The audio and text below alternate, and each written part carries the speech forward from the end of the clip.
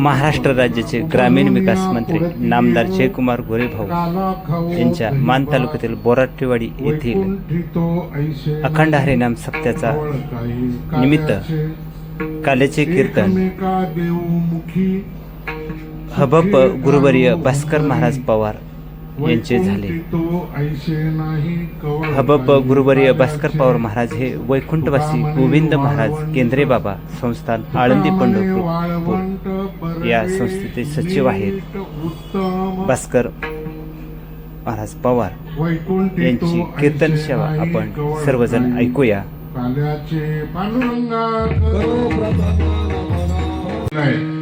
उपजोनिया पुढती येऊ काला खाऊ दही भात वैकुंठी तो ऐशे नाही कवळ काही काल्याचे।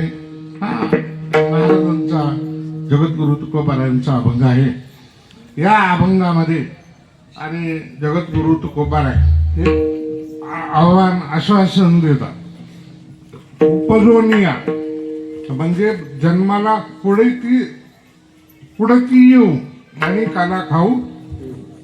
हा दही भाताचा काला खाण्याकरता आम्ही परत जन्माला येऊ, हा पहिल्या चरणामध्ये सांगतात। परत जन्माला येऊ असं आश्वासन देतात। याचा अर्थ काय होतो की जन्म घेणं, जन्माला येणं हे मनुष्याच्या हातात हो, पण तसं नाहीये। शास्त्रानुसार तसं करता येत नाही, होत नाही, कारण ही विधी लिखित आहे। विठाला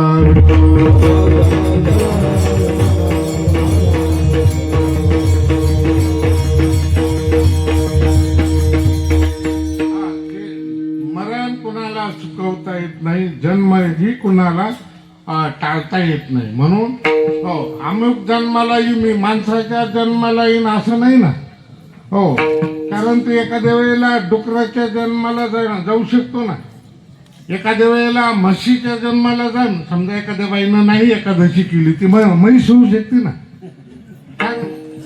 केले कर्म तेची काय केले कर्म झाले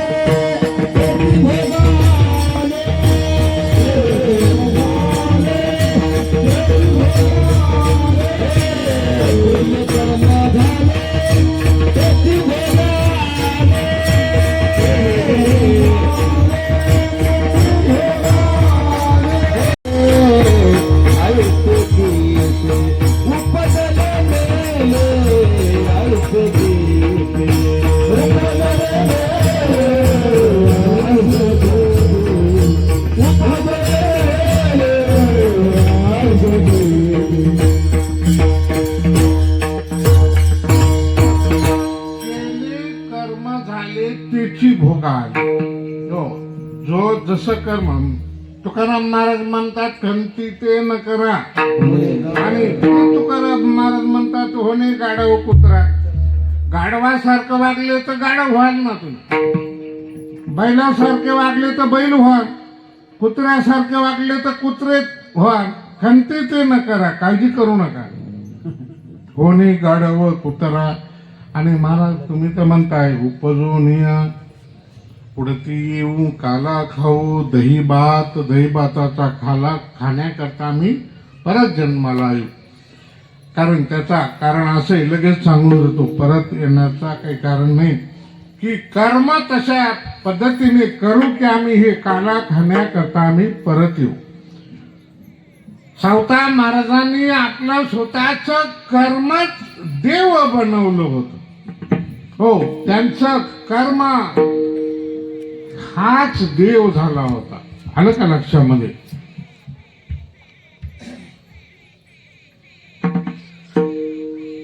कर्म त्यांच्या कार्यामध्ये कर्मामध्ये रात्रंदिवस कर्म करत असताना देवच होता। कामामध्ये काम काही म्हणा राम राम जाईल भ्रम सुख होईल दुःखाचे। हे असं केलं की नंतर परत उपजून जन्माला येत आहेत। सावता महाराजांच्या जीवनामध्ये झालं त्यांचं अभंगच मोठा सगळं कार्य करताना त्याने म्हणलं हो, कांदा, मुळा, भाजी, अवघी विठाबाई माझी, ऊस, गाजर, रताळू, अवघा झाला गोपाळू, मोठनाडा, विहीर दोरी, अवघी व्यापेली, सगळं शेतच पंढरपूर झालं. ही संतपेठ, ही गाडगे बाबाची, इकडं तिकडं सगळंच. म्हणून सावकार बाबांना पंढरपूरला जायची गरजच भासली नाही. पंढरपूर त्यांच्या घरी आलं, कारण त्यांचं कर्मच असणारा देव झाला. सर्व कार्य करत असताना रामकृष्ण हरिनामाचं चिंतन, सत्कार्य करत राहा, निश्चित परत जन्म मिळतो. महाराज म्हणतात, आम्ही हा काल्याचा भात खाण्याकरता परत येऊ. दही भात काला खाऊ, दही भात, दही आणि भात, दुसरं वरण भात का नाही. काला खाऊ वरण भात किंवा काला खाऊ भात भाजी, वाटाण्याची भाजी, असं नाही. कारण हे दोन्ही सारखे, काय म्हणतात त्याला, सारखे दोन्ही दिसायला. म्हणून त्यांचं ऐक्य होतं. दही भाताचा खिचडी काला आणि दही लायाचा एक काला आणि हरिनामाचा एक काला. विठाला तीन काले, हरिनामाचा खिचडी काला, दही भाताचा खिचडी काला, तुमचं आणखी काय हरिनाम, गायक वादक बोलवा, कीर्तन करा मस्त आणि काला करा ना. महाराज म्हणतात नाही बुवा, तसं नाहीये, तसं नाहीये, तसं नाहीये.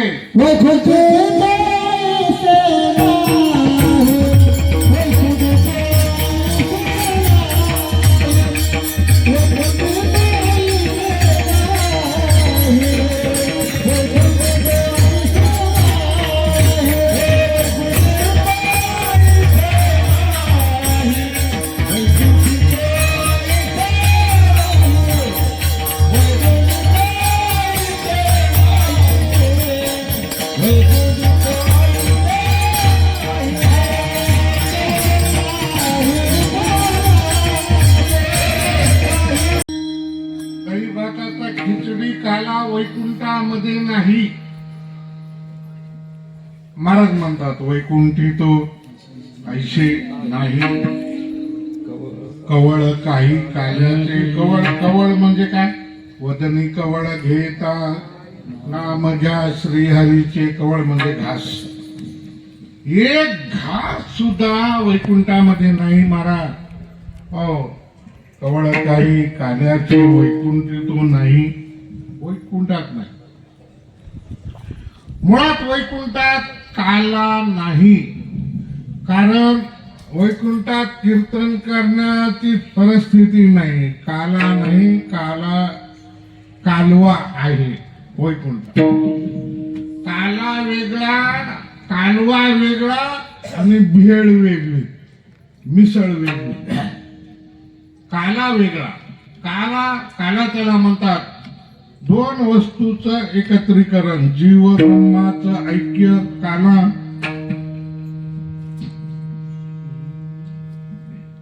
दही आणि लाही यांचं मिश्रण सारखं साम्य काला आहे. आणि कालवा म्हणजे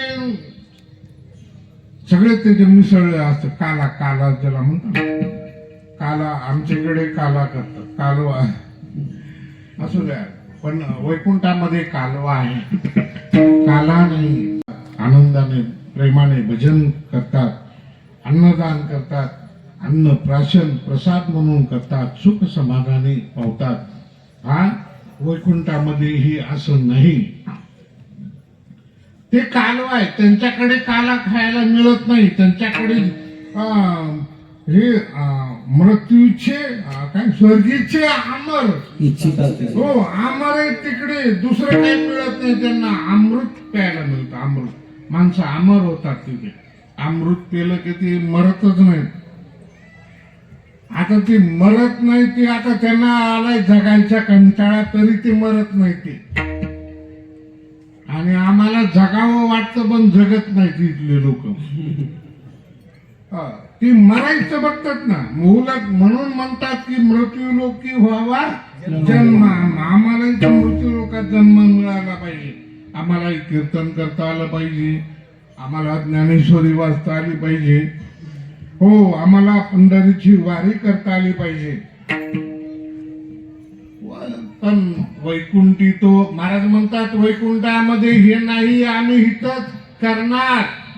पण महाराज आता संपलं तुमचं, 80-90 वर्ष झालं, संपलं ना. नाही, बरोबर या पुढती येऊ काला खाऊ दही भात. आणि वैकुंठामध्ये नाही, म्हणून वैकुंठी तो ऐशे नाही कवळ काही काल्याचे. काल्याचं काला काला काला वैकुंठात नाही, कालवा आहे. कालवा त्यांचा परमार्थ नाही पंढरपुरामध्ये, आपलं वैकुंठामध्ये ज्ञानेश्वरीचं पारायण नाही, वैकुंठामध्ये पंढरपूरची वारी नाही, पांडुरंग नाही, विनेकरी नाहीत, वाजवणारे नाही, काही नाही पंढरपुरामध्ये. वैकुंठाला जाऊन काय करावं बाबा तिथे? तिथं भजन नाही, वारी नाही, कीर्तन नाही, काय नाही, काही नाही, पंगत नाही, काय नाही, पुंडलिका वरदे हरिविठ्ठल काहीच नाही, निस्ता धिंगा नाही बघा तिथे. गौतमी पाटील चालू त्या तिथं वर आहे. मला वाटलं तिच्यातला एखादा काहीतरी अंश आला का काही महाराष्ट्रात. तिथं आहेत रंभा, उर्वशी, मेनका वगैरे हे सगळ्या मंडळी. तिथं सगळा कालवा झाला म्हणून तिथं घोटाळे जास्त आहेत, म्हणजे कालवा जास्त. मी महाराज म्हणतात नारद चुकला चाळा भजनाचा. कस तरी एक बुवा नादी लागलं, भजन करायला लागलं, माळ घातली, कुठं भजनाला गेलो तिकडं भजन करून एक दुसरी गाणारी बाई घेऊन पंढरपूरला गेली. हो, नारद चुकला चाळा भजनाचा. इंद्र पडले भागा चंद्र झाला नारद चुकला चाळा भजनाचा. नारद चुकला चाळा भजनाचा. तुम्हाला माहित झालं हो, इंद्रा पडली भगे हे घोटाळे करणारे. चंद्र झाला काळा, नारद चुकला चाळा भजनाचा. हे नारद वगैरे ही भजने बारके गायक होते, पण मोठे मोठे कीर्तनकार सुद्धा महादेव बडा देव सब देवन का बाबा भिल्ल निके पीछे लगा करता तो बातो. सगळं जाणून घ्या. पोथी पुराण वाचणार आहे तुम्ही. कालवा वर कालवा आहे म्हणून वैकुंठी तो ऐसे नाही कवळ काही काल्याचे नाही. बरं, इथं मग तुम्हाला इथं वाडीतच का करावा वाटतो काला? पंढरपुरातच इथल्यासारखं वातावरण नाही महाराज. कारण काला दिल्यानंतर काला वेगळा आणि प्रसाद वेगळा. एक अर्ध्या मिनिटात सांगून जातो. काला वेगळा आणि प्रसाद वेगळा. काम्य कर्म, मनामध्ये इच्छा धरून जे कर्म केलं जातं त्याला काम्य कर्म म्हणतात. आणि मनामध्ये काहीच इच्छा नसताना जे केलं जातं त्याला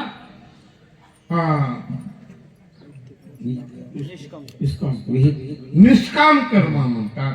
सकाम कर्म, इच्छा धरून केलेली. सत्यनारायणाची पूजा, लग्न झालं, आता मुलगा होते, सत्यनारायण घातला, सकाम कर्म. हो, मला काहीच नाही पाहिजे, इथं अन्नदान केलं, सप्ताह वाडीत मध्ये अन्नदान केलं, कीर्तन दान केलं, काही नाही आपल्याला, काही नाही, सेवा घडली बात. हे निष्काम कर्माचं. आणि निष्काम कर्मातून केलेली क्रिया असते त्याचं असणारं फळ काला आहे. आणि सकाम भावनेतून केलेली क्रिया त्याचं असणारं फळ आणि कालवा आहे. विठ्ठला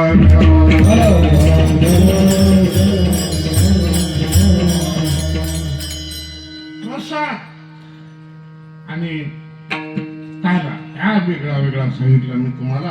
आणि ज्या वेळेला काला हा एकट्याने खायचा नाही, काला वाटायचा. आणि काला काला आणखी एक काय शब्द काय सांगितलं मी, प्रसाद हा वाटायचा असतो. असं नाही ना, बरोबर नाही. प्रसाद वाटायचा नाही, काला वाटायचा. हा, काला वाटायचा, प्रसाद वाटायचा नाही. प्रसाद हा सकाम भावनेने केलाय. तुम्ही इकडं कुणाला तरी देवाला नारळ फोडला, देवा मला लॉटरी लागू दे म्हणून, हा मग ती नारळ फुटला, हो त्याचा प्रसाद तिथं असणारा त्याला पेढा दिला आणि त्यानं पेढा एकट्यानंच खायचा ना, त्यानं एकट्यानं खाल्ला ना, मित्राला अर्धा दिला आणि त्याने अर्धा खाल्ला. तो देव प्रसन्न झाला आणि लॉटरी लागली, पण त्याला 50,000 आणि याला 50,000. कारण वेगळं वेगळं झालं ना, प्रसादाचे 2 भाग झाले ना. तुम्ही बघा, वाचून घ्या तुम्ही सगळं प्रकरण, लक्षात येईल गुरुजी की दशरथ राजाने पुत्रकामेष्टी यज्ञ केला की त्याला मुलगा व्हावा म्हणून. हो, त्यानं यज्ञ केला. यज्ञ केल्यानंतर त्या यज्ञात देवता प्रसन्न झाली. अग्निपात्र नारायण पात्र घेऊन आला. वास्तविक पाहता दशरथ राजाला एकच मुलगा होता, होणार होता पुत्रकामेष्टी यज्ञ करून. पण याने काय केलं होतं, याने 3 लग्न केले होते. आता गप्प बसतो का, 3 लग्न केलं. तसं रामायणामध्ये 700 बायका सांगितल्या त्याला, पण पट्टा राण्या 3 होत्या. मग वशिष्ठ म्हणले चला ते प्रसाद मिळाला, मग सत्वर वहिले भाग करणं, सगळ्यांना तिघीला वाटून द्या. सगळ्या तिघीला वाटले. आता किती झाले, एका पिंडाचे 3 पिंड झाले ना, 3 झाल्यानंतर मग 3 तिघीला 3 मुलं होणार. फळामध्ये विभागणी झाली. बरं, आता ह्या तिघीने खाऊन घ्यावे की नाही. कौशल्या, सुमित्रा गायकी, त्याच्यामध्ये ती एक बाई होती, ती जरा कठीणच होती. ती बसली तशी म्हणली, मला शेवटी का दिला, मला पहिला का दिला. रोज बाहेर चालले की पहिलं मला गाडीत बसवायचे न्यायचे. आणि आता काय झालं, शनिवारला निघाले का मला घेऊन जायचे. असं तेव्हा ती रागावली. त्यावेळेला या बाया न खाताना त्या बाईनं तसंच बसली. एक घार आली, त्या घारीनं ती प्रसाद घेऊन गेली. त्या घारीला 1 मुलगा झाला अख्खा. बघा गोष्ट कशी आहे, महत्वाची, लक्षात ठेवा. थोडासा अर्धा मिनिट घेतोय. त्या बाईला 1 मुलगा झाला आणि राहिले आता 2 भाग. कौशल्या सुमित्रेकडे तिनं काय केलं, आपली जाऊ आता उपाशीच राहणार आहे म्हणून हिनं अर्धा आणि तिनं अर्धा केला. पुन्हा अर्धे झाले. तिनं मग हिचा अर्धा तिचा अर्धा मिळून तिला दिला. परिणाम असा झाला की हिच्या अर्ध्याचा 1 पोरग झालं, तिच्या अर्ध्याचा 1, म्हणून तिला जुळे 2 पोरं झाले. कौशल्याला 1 झाला, सुमित्रेला 1 झाला. आणि त्या बाईला ती डोंगरातली बाई काय नव्हती, अंजनाबाई, तिला 1 सेपरेट मुलगा झाला. किती झाले, 1 मुलगा होता, त्याच्या जागेवर 5 पोरं झाली. का हा कशाचा परिणाम. भजन करा.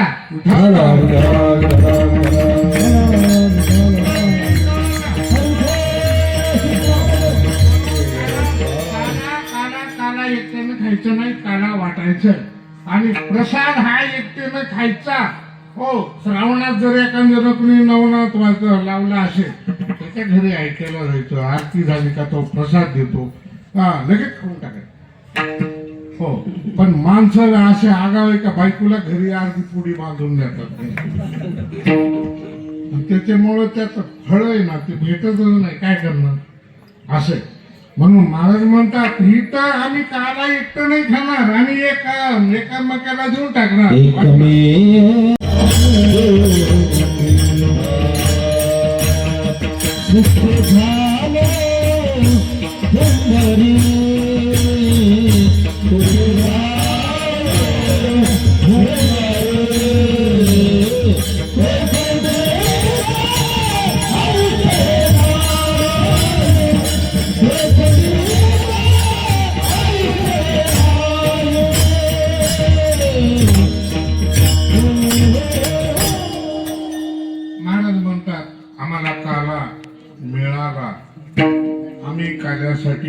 प्रयत्न केले, भजन केलं, कीर्तन केलं, काला मिळाला, पण आम्ही एकटे नाही करणार. एकमेका देवमुखी, मुखी म्हणजे आम्ही त्यांच्या मुखामध्ये घालणार, ते आमच्या मुखामध्ये घाल. हो, ऐकून मकाच्या तोंडामध्ये तो घास घालायचा. कवळ काही काल्याचे एकमेका देवमुखी. हो, यानं त्याच्या तोंडात, त्याने त्याच्या तोंडात, बारकेनं मोठ्याच्या तोंडात, मोठ्यानं बारक्याच्या तोंडात, म्हाताऱ्यानं तरण्याच्या तोंडात, तरण्यानं म्हाताऱ्याच्या तोंडात, पुरुषांनी बाईच्या तोंडामध्ये, बाईंनी पुरुषाच्या तोंडामध्ये एकमेका देऊ मुखी. आणि नंतर सुखे घालू हुंबरी. हो, नंतर आम्ही पावल्या खेळू, नंतर फुगड्या खेळू, नंतर असणारा तिथला आनंद घेऊ म्हणून सुखे घालू हुंबरी. पण महाराज, हो, त्याच्याकरता जागा पाहिजे ना. तुका मारे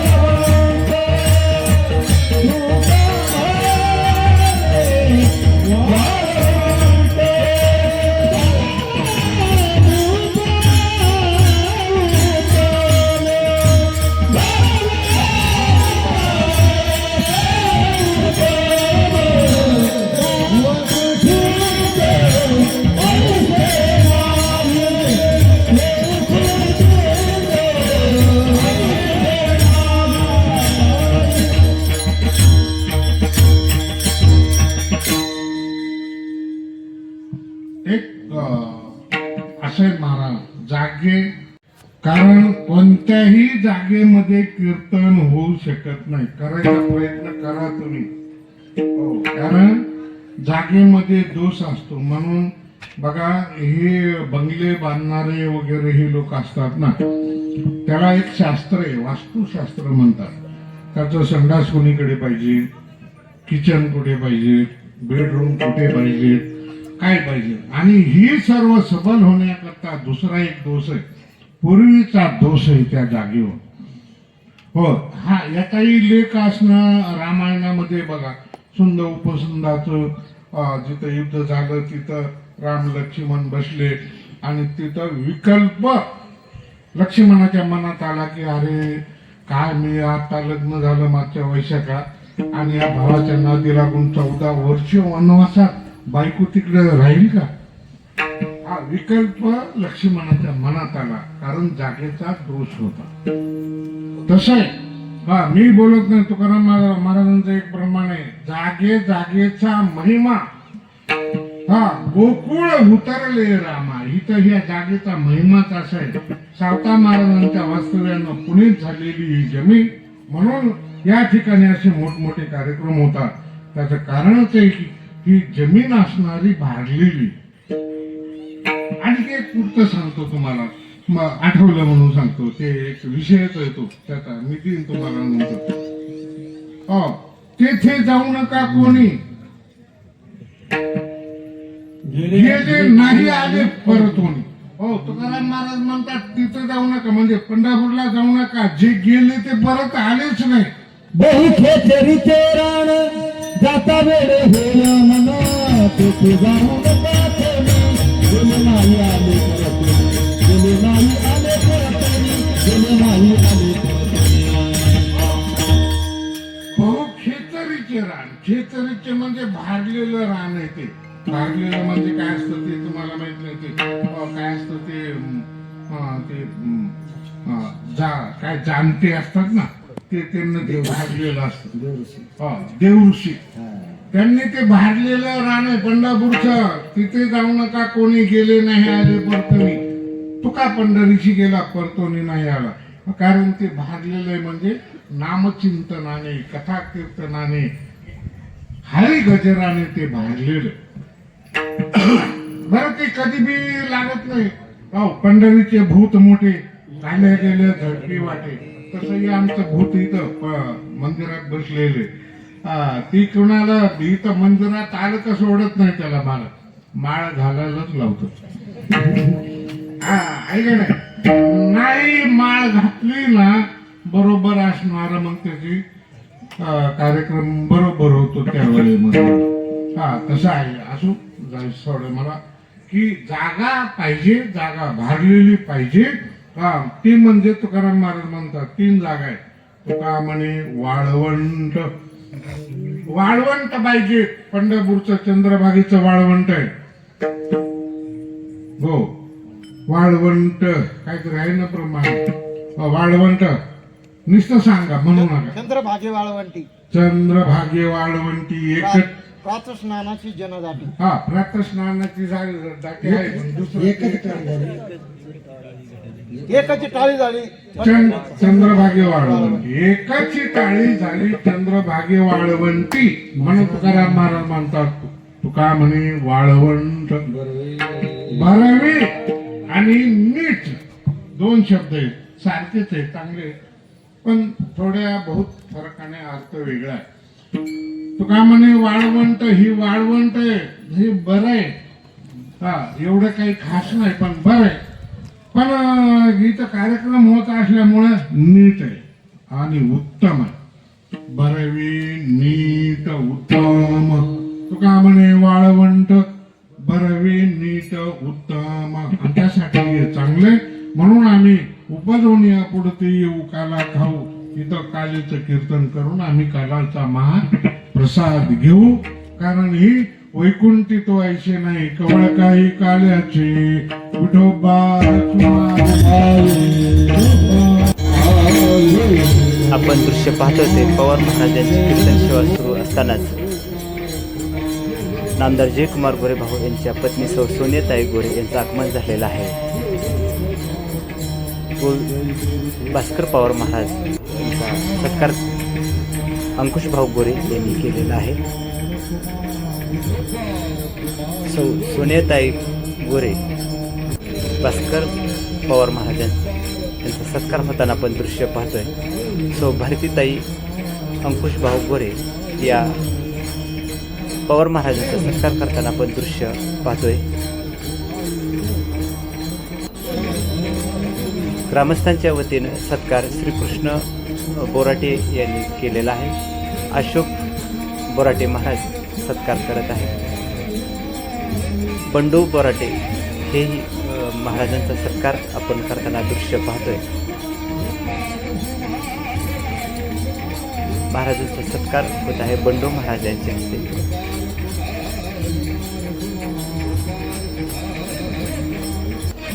पवार महाराजांचे या सत्कार सोहळ्यानंतर आपल्याला दृश्य पाहावयास मिळत आहे. ते दृश्य आहे काल्याचं कीर्तन खरं तर महाराजांच्याकडे आलेलं आहे आणि आता आपण दहीहंडी फोडताना दृश्य पाहतोय. पवार महाराज दहीहंडी फोडत आहेत.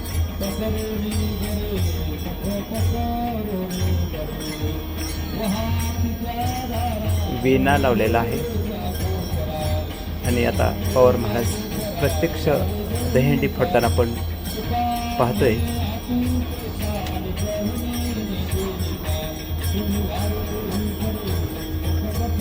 अखंड 43 वर्षाची ही पारायणाची सेवा आपण पाहत आहे.